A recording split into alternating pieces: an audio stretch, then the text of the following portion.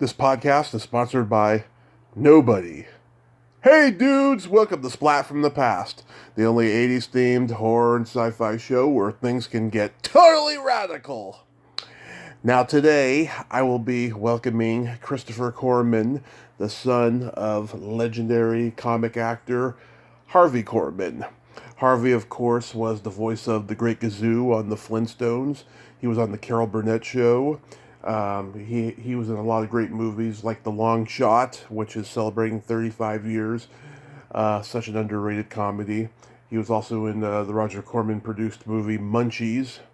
And he also played Bud Abbott in Bud and Lou.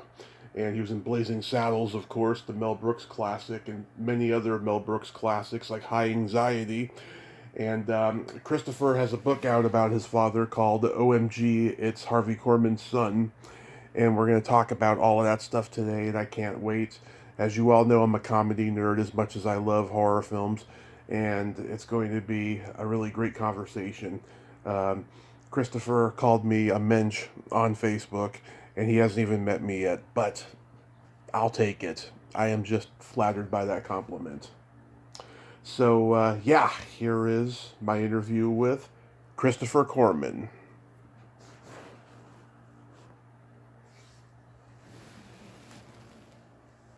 So, going back in time, he was studying at the HB Studios with Geraldine Page and Shelley Berman and so forth. And did he ever encounter like Marlon Brando or Paul Newman there? No, that's not the actor studio. The HB Studios, Herbert Berghoff. Yeah. Newman was the actor studio. Oh, I know that, but I thought they all knew each other.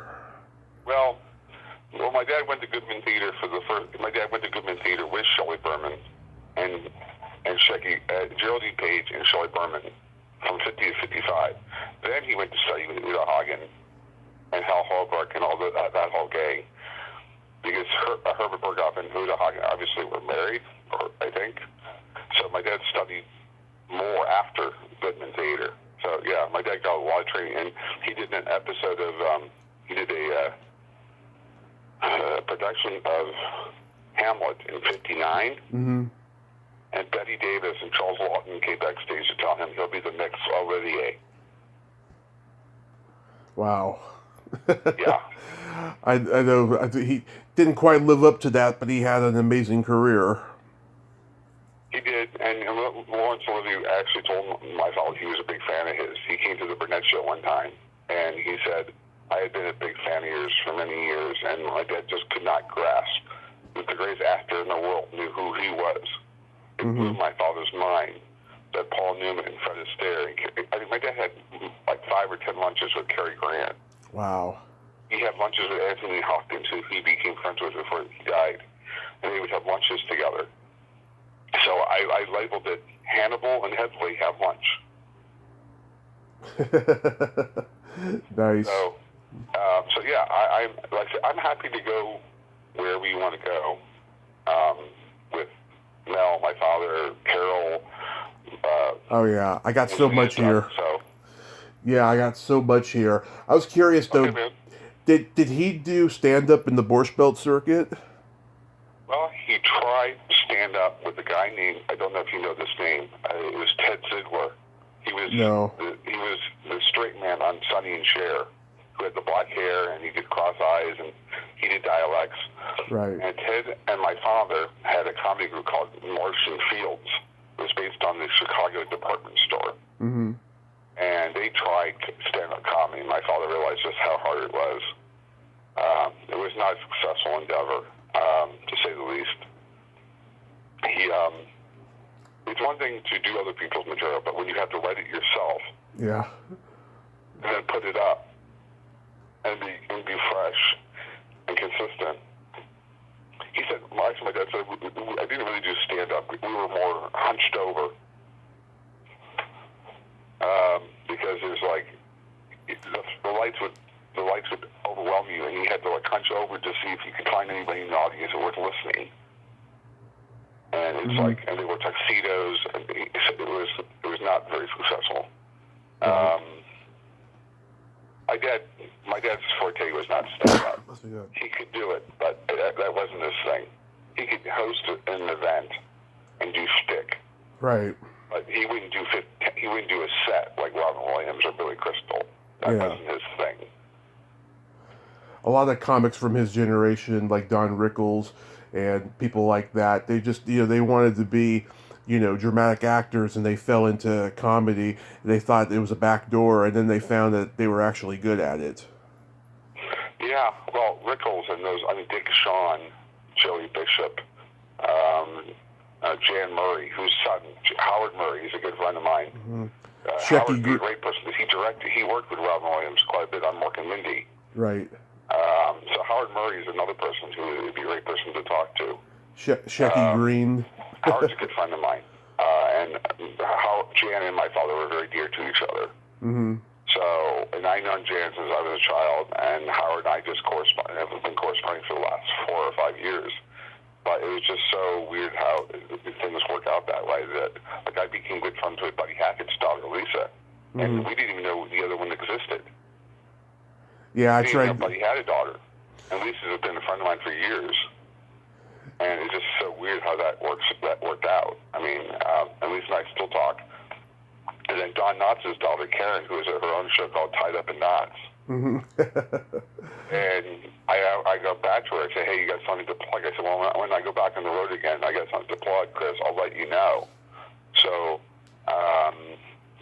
like those people, the Karen, Howard Murray, and like I said, those are people that are so rare and special because they love coming out and talking about their family like I do, is to celebrate their legacy. It's not, hey, look at me. It's, hey, I'm going to celebrate my father or my mother, because that's the best way to keep their legacy alive, but also to humanize them. My father was also an advocate for my disability. Mm-hmm. He was more than just a performer to me. He was an advocate. He was a father first. He was a performer second. So, let me tell you something, Tommy. Okay. I've been doing this since he died, 2008. 13 years now. I can honestly tell you, there's only so much time I can talk about Carol or Mel or Tim without going stupid. Mm-hmm. Where it becomes repetitive. Yeah. People want to hear those stories. I just try to freshen it up with other stories. Oh, don't worry. I got plenty of stuff to ask about besides them. I bet you do. Well, man, as they say, ask away, man. Ask away. I did not know this, and I was actually pretty happy to find this out. Your dad made, I guess it was his film debut in a Herschel Gordon Lewis movie. It was called Living Venus, and it was a melodrama. It wasn't a horror film. And a lot of people know that, I'm a big horror buff, but I'm curious to know, were they close? I don't know how my dad came to know or how he came to be cast in that. It's like, if you ask my father when he was alive, certain productions, he's a blank. There's certain people, there's certain productions. Like he did a infomercial for carving turkey. Mm-hmm. It's on YouTube. Yeah. And I asked him about it. He's like, I did that? Oh, let me get this straight, Dad. You remember doing Love Boat, but you don't remember infomercial for carving turkey? I said, well, Love Boat really kind of stands out. I said, not in a good way. I mean, there's a joke about people who do Love Boat. It's like, oh, you're at the end of your career, are you? Yeah. It's like the old joke that, oh, you're a waiter. Oh, you're an actor, really? Okay. I get it. Yeah. It's funny how there's got to be some information out there about how he came about in that movie, because he never really talked about it with me. The only other credit he likes to live down is the Star Wars Christmas special. Oh, God. I have a story about that. Okay. I swear to God, it is so fucking hilarious. It's beyond comprehension. Okay. So, yeah, oh my God, the stories I could share with you would send me to therapy for another 40 years. But it's worth talking about because it's just so fucking beyond, like, the people I have corresponded with in my lifetime because of who my father was is beyond my comprehension. Right. That I would have access to these certain people who loved my father and who I didn't know knew my father. And if my father knew that they knew who he was, my father would be like, get out of here. I'm just a schmuck from a variety show in the 70s. Yeah. That's how he saw himself. Yeah. So he had an uncredited role in Gypsy. yeah, it's funny. Here's another thing I'll tell you, which is funny. We are recording, right? Yes, we are. Okay. This is weird. Ann Jillian, Yeah. who great actress, singer, is in Annie, is in Gypsy. Okay. Right. She's a young girl, and I talked to her husband. I said, Andy, do you know that Ann was in Gypsy? I said, yeah, I know that. I said, so is my father. He said, no, he wasn't. I said, yeah, at the very end, he plays Gypsy Rose Lee's PR agent at the end of the movie. Right. And I heard in the background, oh, man, oh, my God, are you serious? I said, yeah. That's 1962. And I have a picture of Ann, my father, and Larry Hagman together. Nice. So I downloaded it and I sent it to Andy. So I've been friends with Ann Jillian, her husband, for about 5 or 6 years now. And anytime I go to Ann and Andy said, you got something to promote, just let me know. But the Carl Malden is in that movie. Mm-hmm. And my dad and Carl Malden are both Goodman graduates. Right. And the other girl in that movie, and eventually we ended up on Dallas. Kathy, Catherine something. I'll look it up. And she goes by the name of Susie Caputo. But, anyways, mm-hmm. yeah, it's,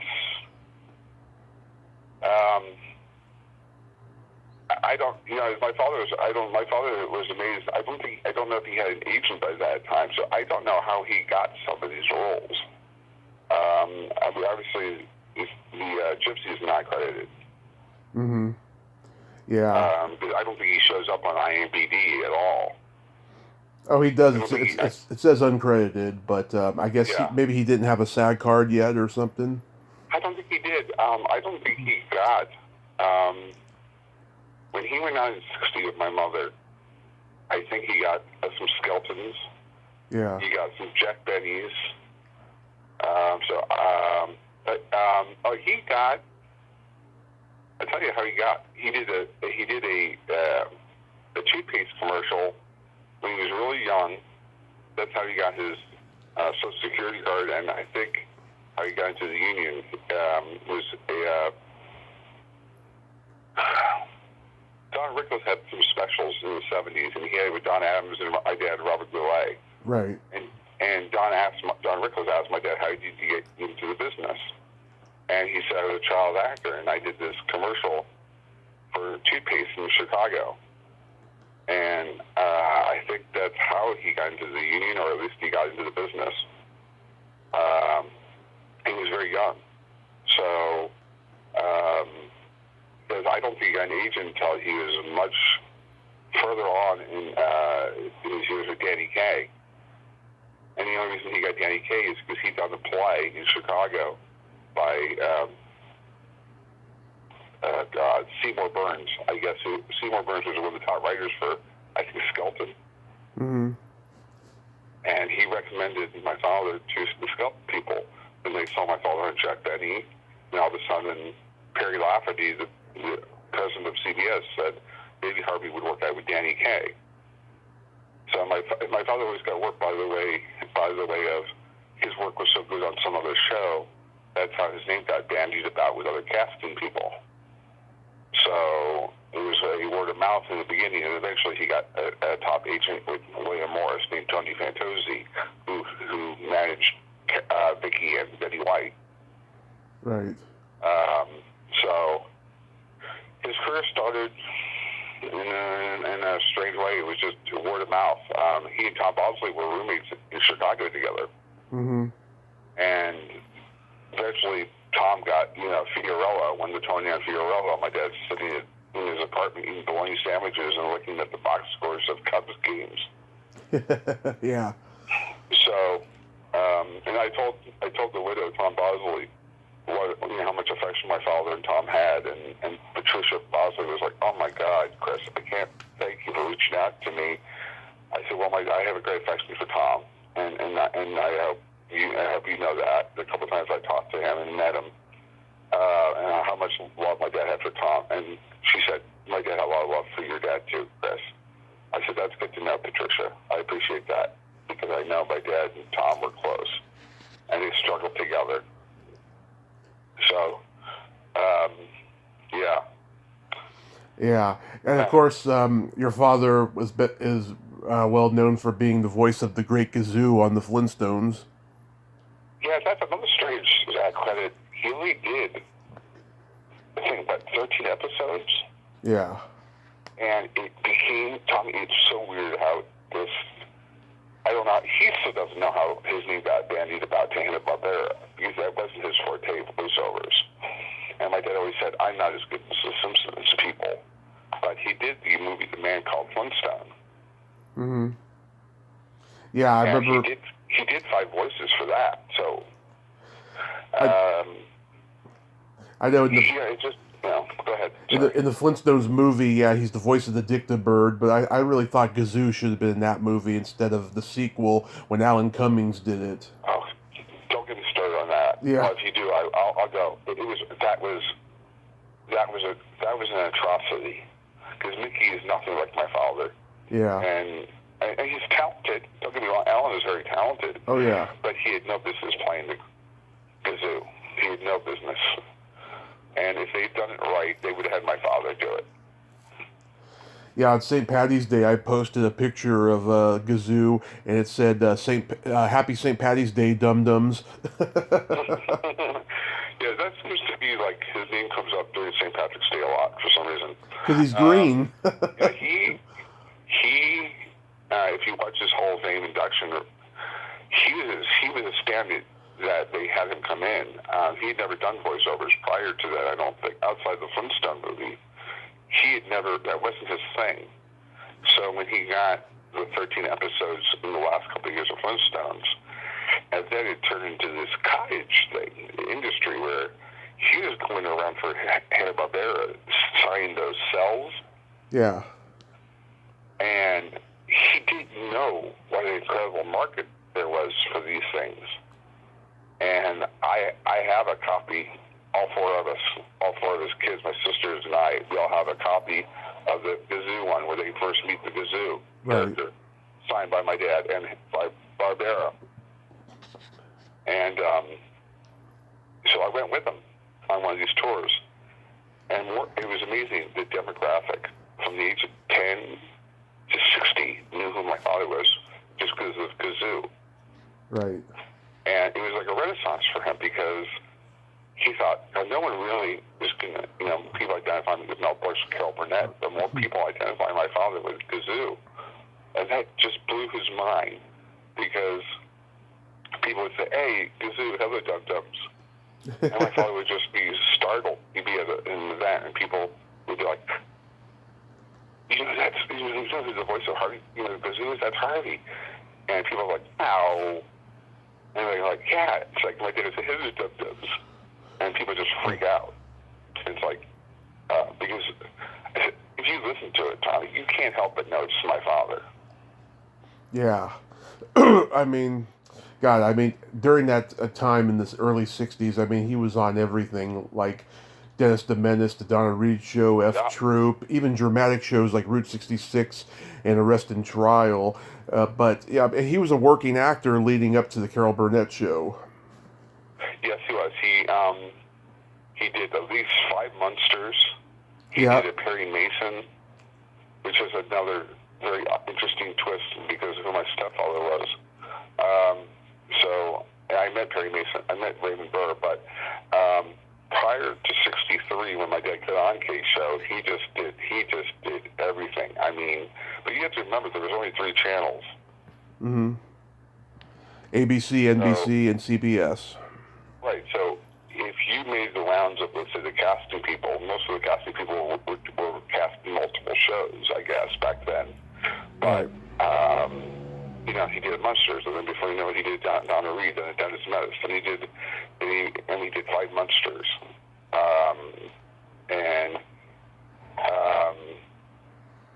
You know, he was like, he had like a little piece of paper, like a diary of all the money he made and what show he did.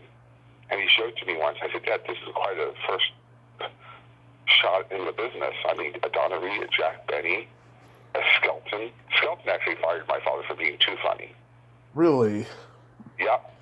He and Danny, Skelton and Danny Kaye were the most unprofessional, insecure people because they couldn't stand anybody else getting more laughs than them. Oh, yeah. And I'm sure you've heard the stories, whereas if you look at Dean Martin and Mary Tyler Moore and Carol, they took the attitude of, if everybody's better, I'm better. The same thing with Carson. Yeah. If Ed is on and Doc Severson is on, it's better for the show, for everybody to be on. But there's so many artists who are so insecure about their name. Oh, I got to say the best last. Jack Benny, we gave away the store. He made sure everybody else was funnier than him, but that made him funnier. Right. There's so very few performers who are so secure with who they are that they didn't mind other people being funny. Right. So, I mean, I don't want to go on a tirade about that stuff because I'm not, soapbox, but that's why my dad loved working with Jack Benny, and Jack actually said to my father, hey, Harvey, call me Jack. And my dad's like, I can't call you Jack. You're a god to me. You'll always be Jack Benny. It's like, Chris, it's like, Harvey, we're fellow performers. You can call me Jack. And my dad just could not believe that Jack considered him an equal. It's like, come on, you're Harvey Korman. My dad knew Jack Benny was. I talked to his daughter, Mary, and I'm like, you have the love my father had for your father. And she said, Chris, that works both ways. My dad adored your father. Mm-hmm. That's so mind-blowing to hear that out of Jack Benny's daughter's mouth. Like, really? Wow. So yeah, prior to '63, my dad he just knocked out one performance after another. And then Danny Kaye was the big hit for him, and that relationship was like oil and water. Mm-hmm. Danny, like Dean, didn't rehearse. Right. So Joyce Van Patten, Dick Van Patten's sister, my dad were considered semi-regulars in those 4 years. So, and my dad and Danny did not get along at all, really, very well. At times, they liked each other, but Danny was very volatile, very moody. So was my father. So it was like brothers. One day they loved each other, the next day it's like, get away from me. Yeah. But my dad cut his teeth on sketch comedy, which I will tell you, to be fair and honest, and I love my father dearly, and I love Carol, but my father very easily, and my mother made this point to me. She said, Chris, if your father had not come the route of variety shows, your father very easily could have been the next Olivier. Yeah. How good your father was.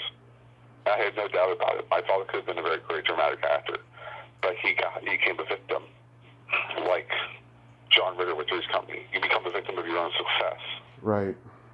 You get pigeonholed or stereotyped as doing one genre, and that could be a kiss of death to a performer, in their wallet.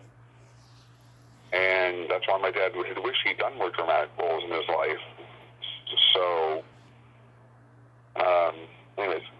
I know Robin Williams had an amazing career, but till the day he died, everyone called him Mork. Yeah, I know. I met Robin. My dad directed a special with him. Mm-hmm. And Carl Reiner and Carol Burnett, and I went backstage, and the first thing he says to me is like, "You have to be Harvey's son." I said, "Why?" I said, "No one else has that face." I'm like, "Thank you, Robin, and you're one Harry's son of a bitch yourself." Yeah. I said, "I know." Anyways, I said to him, "Do you know how nervous my father was to work with you the whole week?" I mean, he was scared shitless because he knows that you're an improv guy, and he didn't want to stifle your creativity. I said, because it was my honor to work with your father, because your father is one of the great comedy greats of this business. Mm-hmm. And I was intimidated by him too a little bit, because how great your father was. Generationally, like, I don't know how old you are, Tommy, but I'm 53. I grew up, John Ritter and Ron Williams were my two comedy guys. Yeah, mine too. Growing up, I emulated, I loved, I knew John Ritter pretty well, and I know his first wife, Nancy Ritter, who did a movie with my dad, and I can tell you that John and Robert were it for me, comedy-wise. It'd be Martin, but John.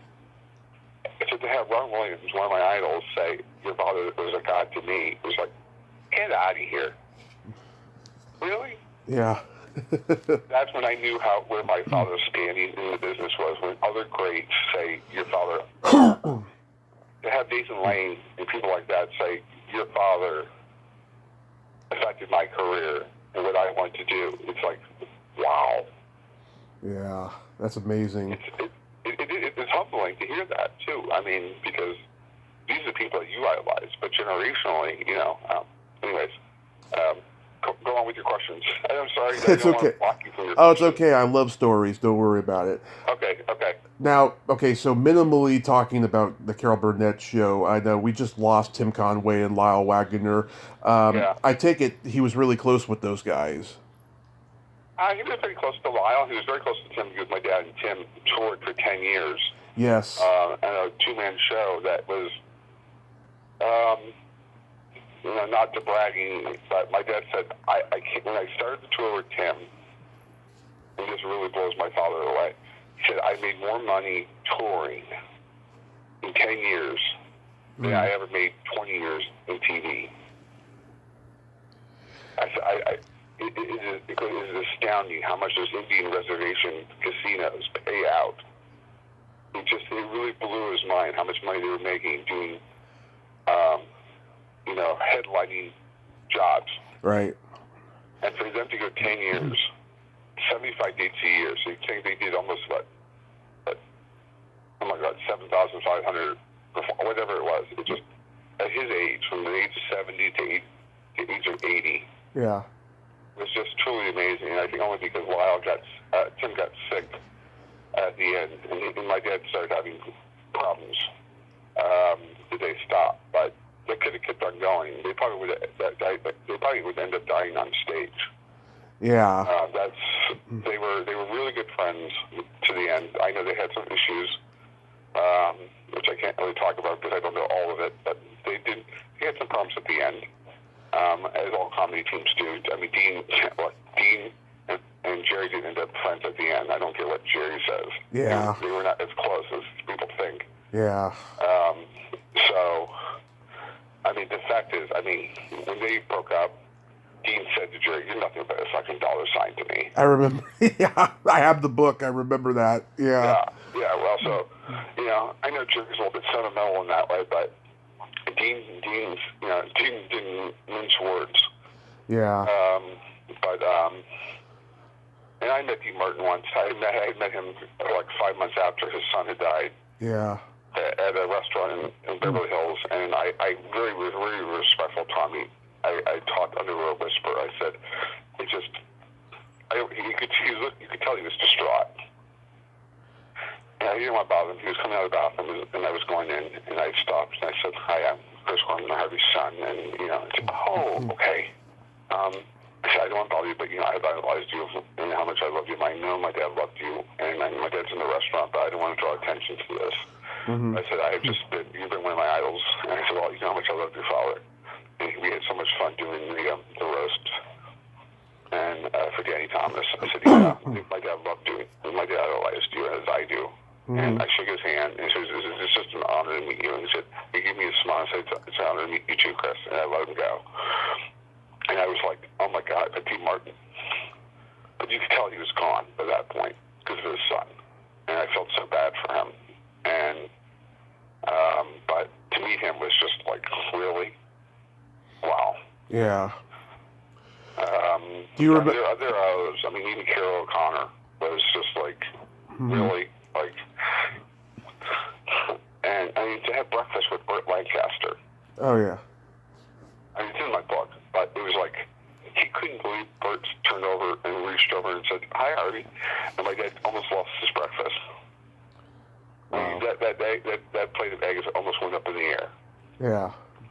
And he's like, "Hi, Bert." It's like, "This your son?" I said, "Yeah, this is my son, Chris." Now I can't talk. And there's a restaurant in this hotel, this Hawaii. And I'm like, "Yeah, come and sit down." So Bert Lancaster sits down with us and has breakfast with us. Now they're staring at each other, not talking. So there's 20 seconds of silence. And neither one of them know what to say to each other. Mm-hmm. So they start talking about golf. And I try not to laugh now because my dad's got a piece of egg coming out of his mouth. I was like, "Oh, God, this isn't going to bode well for me." And he just started talking. Bert said, "Oh, you know, Harvey, you have no idea how many years you and Carol gave so much pleasure to me and my wife." And that just stopped my father right there. He was like, you and your wife know who I am. Bert Lancaster, you're a movie god to me, Bert. I said, "Well, we love what you guys do on the Burnett Show. We laugh at you every Saturday night." And that just, oh my God, that just threw my father for the rest of the weekend. Huh. And then I met Joe Williams, the great black jazz singer. Mm-hmm. It was like me and Jackie Robinson. It was a regal. I mean, I love jazz, and so does my father. And Joe Williams is like, "Oh my God, it's Harvey Korman." He's like, "Oh, Mr. Williams." I had been a big fan of yours. We started talking about jazz. I said, "Wait, I saw you talking to Harvey Korman." I said, "Wait, that was my father. It's my father." It's like, "Oh, you got to introduce me to him." So I walked Joe Williams over to my father, and my father's like, "Oh my God, Chris, what are you doing bothering these people?" I said, "I'm not bothering him. He saw me talking to you, and he asked me why I was talking." I said, "He was my father." Mm-hmm. And Joe wanted to talk to me. He was like, "Oh, Harvey, I've been such a big fan of yours for so many years. I mean, my family, everybody." My dad's like, "You're Joe Williams. You're one of the greatest jazz singers ever. Yeah. You know who I am?" I never, Tom, if you see a running theme in all this, my father never really appreciated the fact that people knew who he was. Yeah. He was so floored that anyone thought that he had value or importance. He never put much stock into him as a performer. Mm-hmm. He never thought he was ever very good. And yet he went to the Hall of Fame with Tim and John Frankenheimer and Bob Mackey. Wow. And he still couldn't believe that he had accomplished that kind of acclaim, and that people, Anthony Hopkins knew who he was, that Laurence Olivier, his idol. You know, I'm going on about this, but it just always floored me that my father didn't realize just how beloved he was until the end of his life. Did he get that? Yeah, that's amazing. Yeah, do you remember Louise Duarte? Oh yeah, I know Louise. She toured with my dad and Tim. Yes, I interviewed her 3 years ago, and she told me to this day that there was no better experience in show business than going on the road with those guys. That's nice to hear, because that's a tough road. I mean, that's 75 dates a year in and out of cities. It can get stressful. But my dad adored Louise and Tim, and they had so much fun together on the road. Their dinners together were, oh my God. Didn't he also mentor Vicki Lawrence? He did mentor Vicki, and I could tell you without not being boastful, but Richard Klein told me the story that he and John Ritter, I don't know if you know this, that Three's Company used to shoot next to Burnett Show on Stage 31 in the last years of Burnett. In the first few years of Three's Company, they shot on Stage 31, even though Three's Company was an ABC show. Right. CBS had the best facilities in the business. So Dave Powers, who directed the Burnett Show, right, when the Burnett Show ended, moved over to ABC and worked for Three's Company. So Richard Klein and John, during lunch breaks, used to go sit in rehearsal in the audience and watch my father rehearse. Mm-hmm. At one time, Dave Powers was saying, "Has anyone seen Richard and John?" I said, "They're over at the Burnett Show pissing Harvey off." So Dave Powers walks over and says, "What are you guys doing?" I said, we're picking Harvey's brain about comedy and timing. And Dave's like, "Richard, John, you do know we have our own show. We pay you very, very well over there. Can you leave Harvey alone?" But Richard Klein always said to me, we looked up to your father, and for him to take time, because my dad never really considered himself a mentor, but Richard Klein said, your father was so always approachable. We would sit there with notes and ask questions to your father, and he always took time to talk to us. And you have no idea how much your father meant to me. I love Richard Klein and my father, and John, but that just gave me a different appreciation for my father. But I adored Richard Klein and my dad and John. I thought they were the Harvey and Tim of Three's Company. But it's really stories like that just make me go. And I have a great appreciation. Yeah. From my dad, and John, and John and my dad ended up very, very, very, very, very close. They did. Oh. America More Special together, and they did Three's Company. They did Americathon, and they did a Love Boat, and they were just very, very, very close. And so it killed me when John died, the way he did. Yeah. I'm still good friends with Nancy Ritter Yeah. today. So if you want her on to the show, let me know. Okay. Yeah, your dad, he was the original Captain Steubing, right, on the Love Boat? You're the first person that's asked me that. Well, I talked to Sandy Hellberg. He was the original gopher.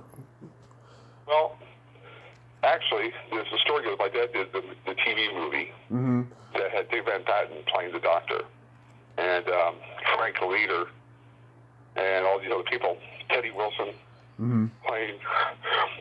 So when the movie ended, and my dad left Burnett in '77, and he went off and did Three's Company he went off and did High Anxiety. So in that time frame of 76, 77, Douglas Kramer and Aaron Spelling had my father in to audition him for the role of Meryl Streep before they'd asked Gavin McLeod.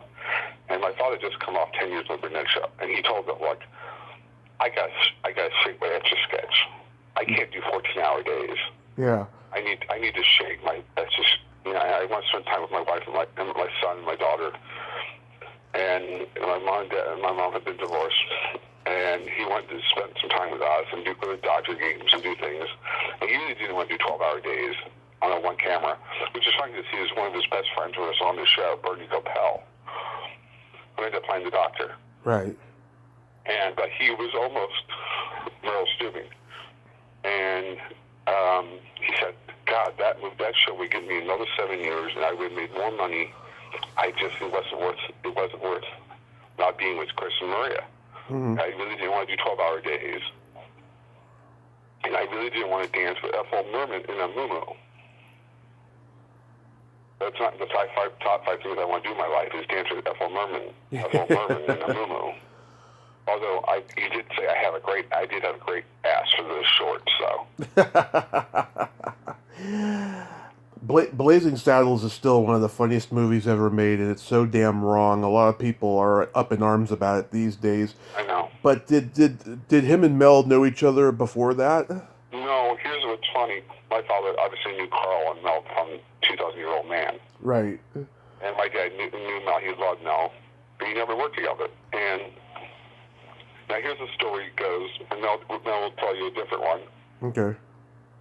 Anne Bancroft, his wife, is that he went to Mel and said, you should use the guy from the Burnett show for the Heli Lamar. Originally, he'd asked Gene Wilder to play Heli Lamar when it was called Tex X. And then it became a series with Louis Gossett Jr. called Black Bart, or whatever, Yeah. So, Gene passed. Now, my father claims that he'd asked Carl. Carl told me that's not true. He never was offered the role of Heli Lamar. I don't know if your father says that. Mel told me at my dad's memorial, I don't know, your father's full of crap, as usual. I've always had your father in mind. Always. But Ann came to me and said, Harvey would be great at sketch comedy. So I said, no, so who's going to take credit for this? You or your wife? I said, don't listen to Ann Croft. What does she know about talent? Yeah. I said, you're talking about your own wife who's an Academy Award-winning actress. No. I said, yeah, but what does she know about comedy? Like, she's married to you, isn't she? I said, well, that's beside the point. I said, I had always had Mel in my head. I always had Harvey in my head. So Warner Brothers, had an audition, and the whole paddle scene is the first scene. And that's what they rehearsed. And he took his agent in with him. And my dad's like, I won't be able to keep up with this guy. Mel is like, he's doing this. I want to do this, but this with a paddle. My dad's like, oh my God, this is not going to work well for me. So the paddle scene was the first day. And my dad was scared shitless to work with Mel because he knew Mel was a god to him. Mm-hmm. And for Mel to tell me later, and he said this, maybe Harvey's one of the finest comedy geniuses that he's ever worked with. Mm-hmm. So for Mel to say that, that's pretty impressive. But the first day with the paddle, Mel's like, I don't know how your father did that paddle as quickly as he did. I mean, he did 8 or 9 of those repetitions really quickly. I thought, I got to get this on the master before I come in for a close-up. Because my dad was afraid he was going to keep on hitting Mel in the head with the ball. So he said, well, make sure you keep it up high. And it was just, and I can honestly tell you, and I told Mel this, it's like, the two people who've never worked together, it's amazing that you and my dad have such great chemistry together. You understand each other's rhythms so well. I said, Chris, the 2 best straight men I ever worked with was Carl and your father. Those are the 2 best. Yeah. Now, if you ask Carl's like, your dad was better than me. My dad said, no, Carl was the best dialectician in the business. My father was one of the best dialecticians because if you work with Daddy K, you had to do dialects. But I have to tell you this, to be honest with you. My favorite scene in any movie is in High Anxiety. Oh yeah, I love that movie. Okay, I'm sure you know what scene I'm going to reference, the werewolf scene. Yeah. That is still my favorite moment of my father's on screen, Yeah. or none, in his entire career. And I don't know why. It is just so wickedly hammy. And the way that he edited it, the way he performed it with Ron Clark. Yeah. He played Zachary Cartwright, who was a co-writer. Now, most people don't know this. You would know this. Mm-hmm. Barry Levinson and Rudy DeLuca were writers on that. And Barry Levinson and Rudy DeLuca were writers on the Burnett Show. They broke off from the Burnett Show group and went to work with Mel. And Rudy was the guy who had braces on his mouth. Yeah. So that gets killed in the booth. He was a comedy team with Barry Levinson and Craig T. Nelson. Yeah. Right. Who was married at the time. Barry was married to Valerie Curtin. Right. Who played the secretary in All the President's Men. Jane Curtin's cousin. Yeah. Right. And Valerie was one of the girls who was up for the Three's Company. She did one of the pilots that bombed. Mm-hmm. And anyways, the High Anxiety thing was just, I had to put it, honestly, I had to put High Anxiety and Blazing Saddles 1A and 1B for me. Right. But that's just me. But most people probably associate my father more with Blazing Saddles and High Anxiety. I don't. But that's me. But it was just, every time I talk to Mel, I tell him, I said, you have no idea what you did for my father and his career to have him in your movies. Really, seriously. I said, Chris, I benefit as much as your dad did. Trust me. Madeline, your father, Horace, all of them were just gems to work with. So. Right. Can you believe it's been 35 years since The Long Shot came out? Well, that movie is very dear to me too, because obviously my stepfather plays in the movie. He's the mobster who snorts when he laughs. Yeah. My dad recommended George to the casting director. Mm-hmm. You should have George DeCenza play the mobster, and the casting director says, George does comedy. Mm-hmm. He looks like a mobster. It's like, trust me, George is very funny. Yeah. So if you go back and watch the movie, the scene at the dinner table and in the restaurant, and George is eating calamari. Yeah. George had been on a diet the whole week, and George was forced to eat like 25 to 30 plates of calamari because they kept on breaking each other up. My dad would get a look to George. George would break up. Then Tim would do something. And then my dad would break up. And then George would do something, or Jack Weston or Ted Wallace would do something. And he kept on feeding George these plates of calamari. And George finally said at the end of the day, I never want to eat fucking calamari again. It was just, and I honestly tell you, my dad absolutely adored each other as people, as men, and who were two great men in my life. But they had so much fun working on that movie. That's and good. I was an extra in the movie. I'm in 2 scenes in the movie. Mm-hmm. And just to be around Jack Weston and Ted Wallace, my father, and Tim, and to be around George and Stella Stevens, who had done a movie with George called Las Vegas Lady. Yeah. Stuart Whitman. So I had known Stella for a long time, but my dad and George just absolutely adored working together, and it is such a funny movie, and it's not very appreciated.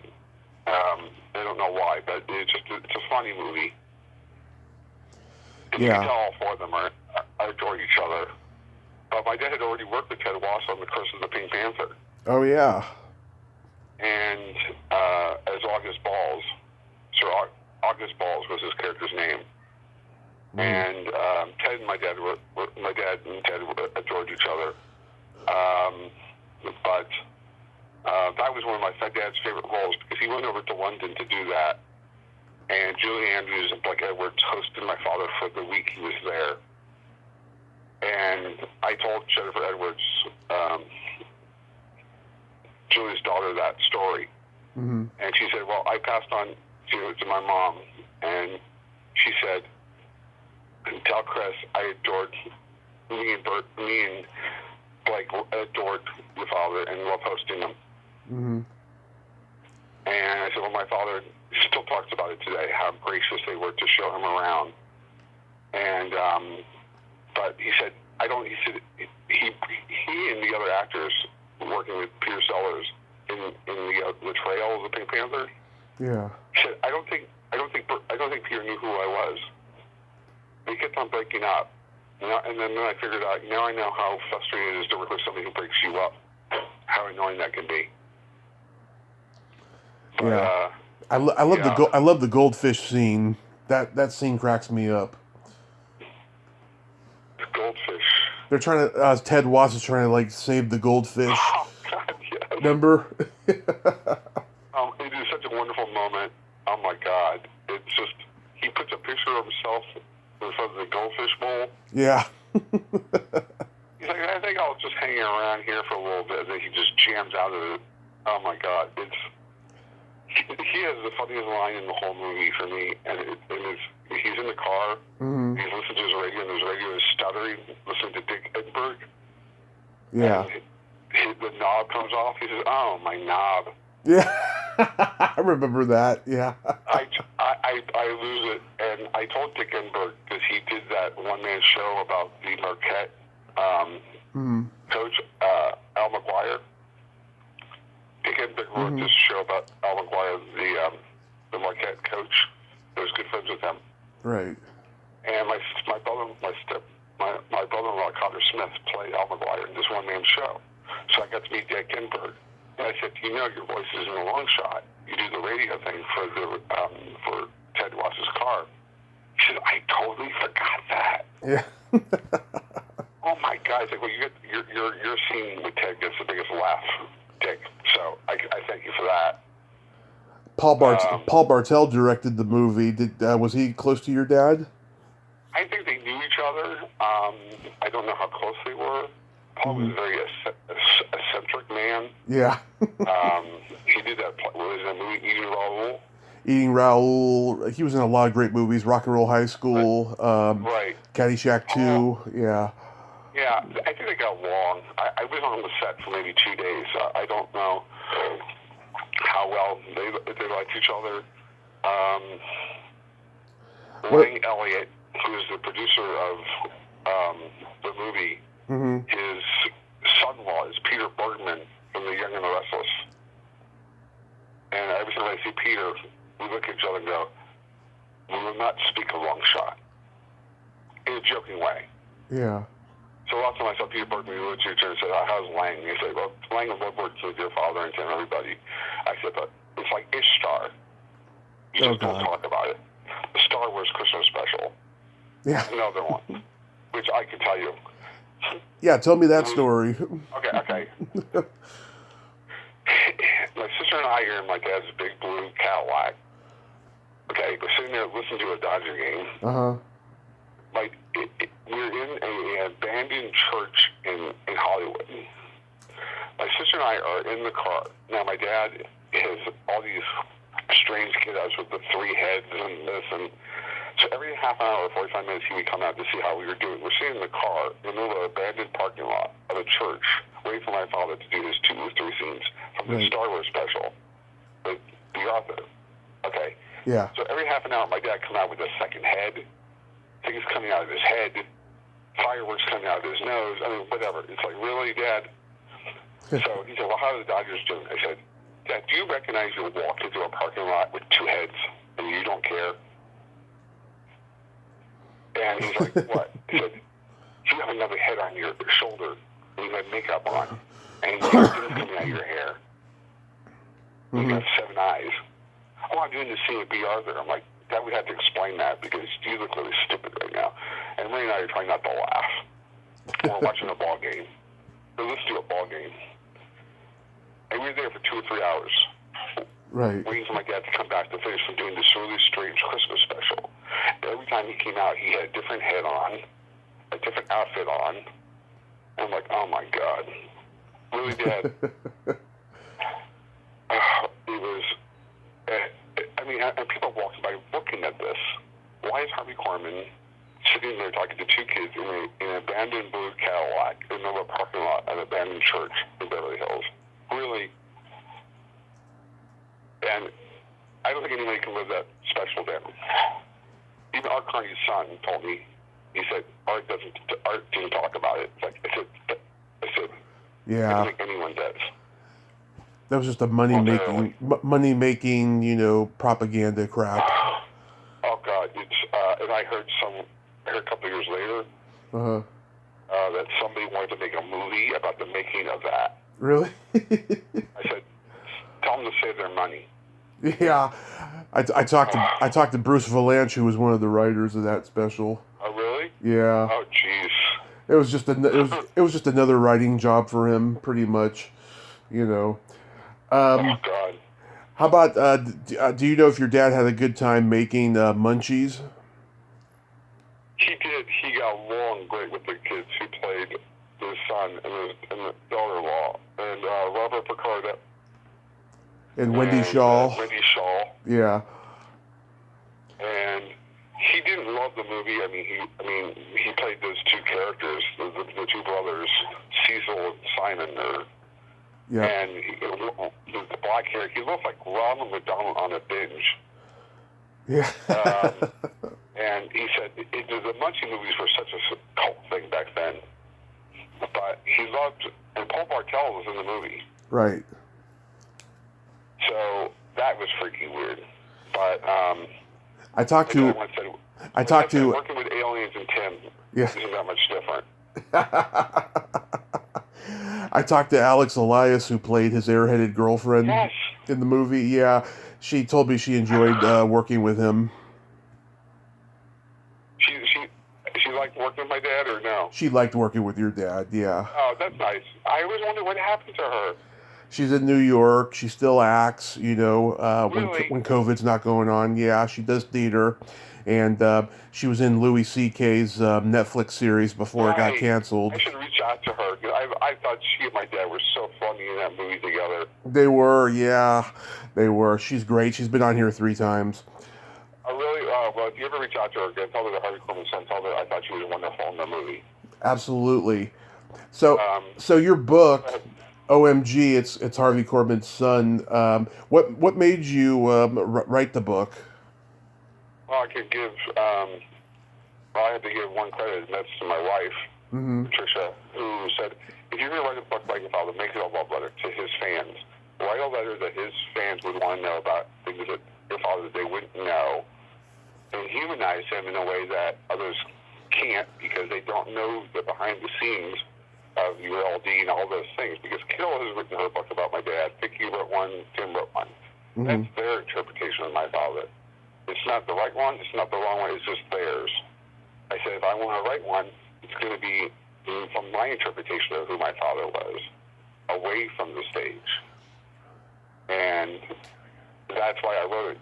I also wanted it to be, honestly, pre-pandemic, I wanted to be able to be a platform for it to spin out to be doing speaking engagements for people with disabilities. Mm-hmm. And celebrate who my father was as an advocate for LD, because most people don't know, unless they read the book, that he was the spokesperson and of the Learning Disabilities Association. Prior to that, it was called the Association of Teachers with Learning Disabilities. Right. And he spoke at their national conference in '82. And he went on the Tonight Show to tell Johnny this. And I'm in the green room going, I had no idea he was going to do that. Like, I didn't talk about it, but he did. He just did it. Yeah. He wasn't boastful. He didn't say, hey, look what I'm doing. He really did, honestly, Tommy, put my development, whatever insecurities that he might have had as a father with a child with a disability. He never, my mother, both of them, never put their insecurities ahead of my development. Mm-hmm. He never put their new social status ahead of me. They always celebrated me for who I was, differences and all. And my father and I shared a golf tournament for 22 years together. Right. And just great scholarships for people who couldn't afford it. And that is probably one of my most proudest moments in my life. That's wonderful. Just share the stage with them was just like, really? How many people can say they can share the stage with their comedy idol? And their comedy idol is their father. Very few people can say that. Yeah. How long did it take to write the book? 2 years. We went off and on because there was there's stuff in the book that I didn't want in there, and the co-writer Ron Brower and I quite mesh. So my wife, who when I update the book, she's going to get far more credit the second time, because she basically went along with Alan Durant and Stone Wallace, the other co-writer, who was editor on it. We're really the brains and the heart of this book.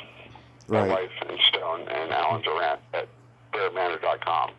And the publisher, Ben Omar, gave me the allowance to really go back and redo it and update it and be.